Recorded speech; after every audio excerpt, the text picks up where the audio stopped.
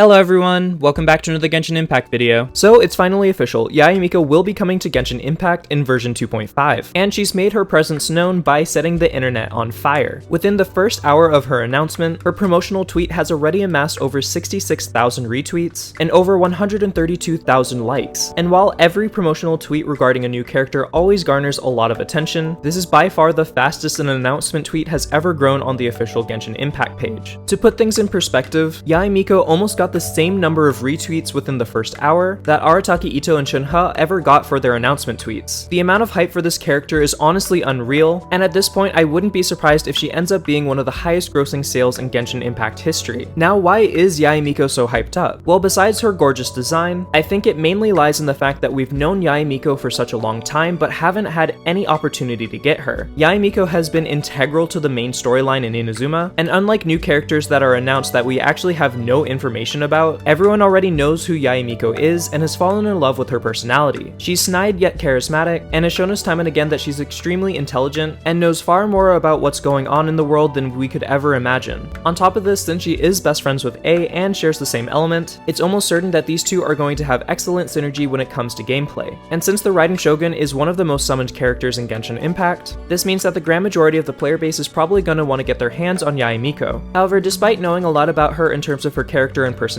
as of recording, we actually have no idea what her kit is going to be in the slightest. Is she finally going to be the top tier Electro DPS character that everyone's been craving? Is she going to be a sub DPS like all the other Electro characters besides Kuching and C2 Raiden? Or even more interestingly, is she finally going to be the Electro healer that we've been missing for so long? Personally, I'm either hoping for a main DPS carry or a top tier healer slash buffer like Bennett. Slight spoiler warning for those that don't want to hear it, but in the last Archon quest with the Raiden Shogun, Yae Miko not only healed the Traveler, but also helped them get an insane buff that let them go toe-to-toe with the Raiden Shogun herself. So something like a 5-star Bennett isn't completely outside the scope of reason. Electro still doesn't have a single healer, and Yae Miko might be the perfect character for the job. She is a divine priestess after all. Either way, so long as she deals a substantial amount of damage while also providing a little bit of utility, I think that the majority of the player base will be happy either way. But that leads us to our next point. Many players are so hyped for this character that they're considering skipping all of 2.4 in order to make sure that they can get her. Is this a wise decision? I'm not so sure, considering that we do have absolute powerhouses like Ganyu and Zhongli. Both of these characters have been meta-defining since they came out, and continue to have some of the highest usage ratings of any character in Genshin Impact. And even Xiao, who has had a little bit of a harder time within the last few patches, is still an extremely solid unit that everyone already knows how to build, and can help you 36-star Abyss if you're looking for another DPS.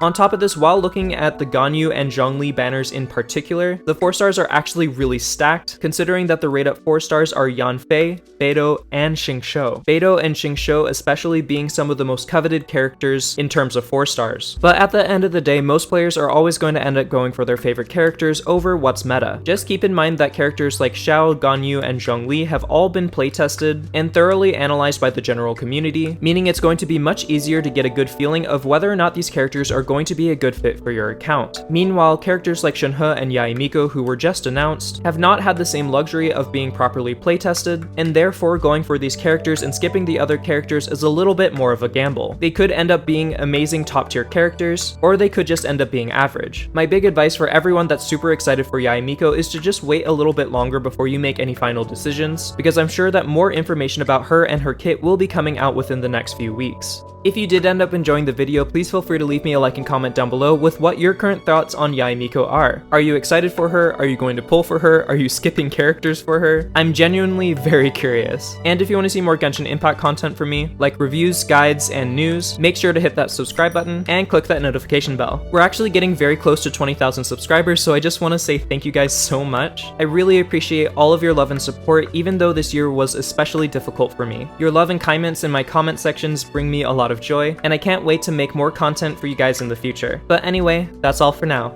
Until next time, best wishes. Bye.